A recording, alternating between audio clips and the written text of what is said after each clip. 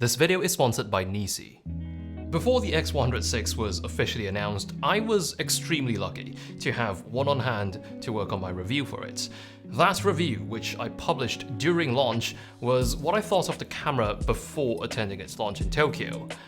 Attending the launch has caused me to hold the X100VI in even higher regard, and not because Fuji fed me lots of good food while in Tokyo, but to their credit, they actually did. But this is a camera which, the more you discover about the process of its creation, the more you would grow to admire it. You don't need me to tell you that this camera is extremely popular. What I'm about to tell you are reasons to consider this camera beyond the superficial one, that is, because it's popular. My first reason might not be something you'd find on the spec sheet, because it's actually Fujifilm's unwillingness to compromise when it comes to altering the form of the X100VI. At Fuji's X Summit, I was graced with the privilege of speaking to people involved in the development of this camera, and that includes Imai-san, the very gentleman who designed the X100 line of cameras. This changed my perspective the most when it came to how different the X100VI should look to its predecessor. Once you understand what they were going for, the correct phrasing would be the X100VI shouldn't look different from its predecessor. Simply put, my first impressions of the X100VI were, oh, Fuji's just taken the easy way out. They've taken the same body of the X100V, sensor swapped it, and called it a new camera. Turns out, it would in fact have been easier for Fuji if the body looked more different. If you look closely, the X100VI is actually housed in a redesigned body. They've just gone out of their way to make it look as similar as possible. The biggest challenge for them this time was how the addition of IBIS made it necessary for the body to be 2mm thicker. But did you know all that extra thickness manifests only in the lens protruding slightly further out from the body? The actual flat part of the body itself didn't really get thicker. They've just moved the lens out to make space. It was very important to Fuji that the new internal hardware does not compromise the form factor of the X100. It's not about how different this new one looks, the value is in how similar. And this has a byproduct which happens to be our second reason.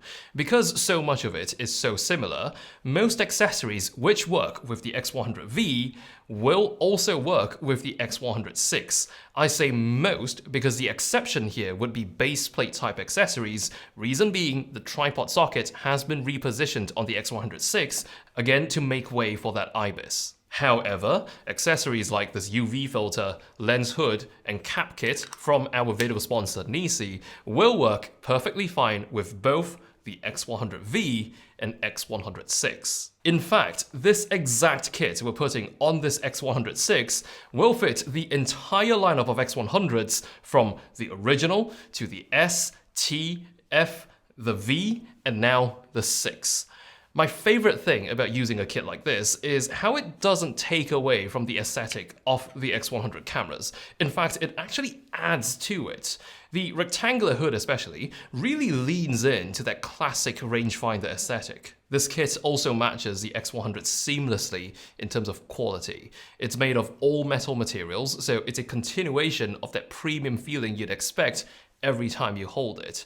They're available in both black and silver, so color-wise they also match the X100 cameras. But a huge value add brought about by this kit is how the UV filter attachment also gives your X100 a standard 49mm filter thread.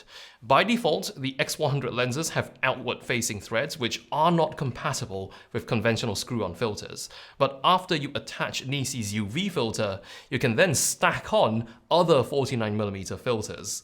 Nisi's UV filter is also both waterproof and oil-proof. The hood that comes with this kit is also super easy to attach and detach. Because it's not twisted on, the installation of the hood doesn't affect the rotation of your filters, nor do your filter positions affect the hood's rotation.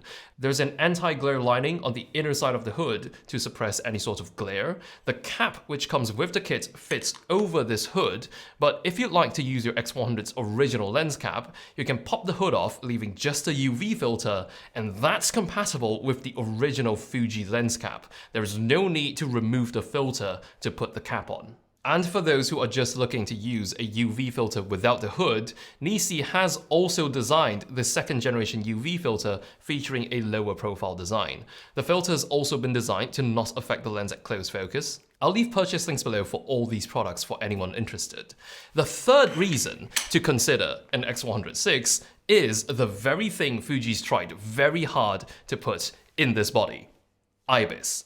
The fact that this has an IBIS is actually not hitting as hard as it should be because we're so used to hearing IBIS being present as a feature on almost every new camera that comes out these days. On a camera like the X100VI, having a 6-stop IBIS makes all the difference when it comes to handheld long exposures. It has enabled me to get shots like these when I was shooting with it in Tokyo. If there was no IBIS, I probably wouldn't even have tried exposure times like these. If there was one main reason for X100V owners to upgrade to the X100VI, it would be this one. Our fourth consideration is a very minor improvement over the X100V, but because the expectation was for it to be actually worse, the fact that there was any improvement at all makes it super impressive. We're talking about battery life. The X100VI uses the same W126 battery as the 100V, and considering the 6 has a higher resolution sensor, has IBIS, a more power-hungry device in general, the expectation is for that same battery to offer a shorter runtime. But what happened was the opposite. The X100VI is rated to shoot 450 frames using the OVF in normal mode, which is 20 more frames than the 100V. It's not a massive bonus, but at least it's not worse. Next up on our list is a film simulation, Reala Ace. This is the second Fuji camera to be released with this film sim, but at this year's X Summit Tokyo, Fuji did announce that all 5th generation bodies will be getting Reala Ace via firmware updates. This way you're about to have quite a number of bodies to choose from if you absolutely just want Reala Ace, but my argument for the X100VI is this will be the only body in the X100 series to offer Reala Ace, at least until the next X100 body. So the film simulation is not exclusive, but the combination of this and the shooting experience as a result is. One other thing that contributes to the shooting experience is, of course, the autofocus, and that's my reason number 5. In my review of the X100VI, I considered autofocus, along with the addition of IBIS, as the 2 biggest upgrades on the X100VI.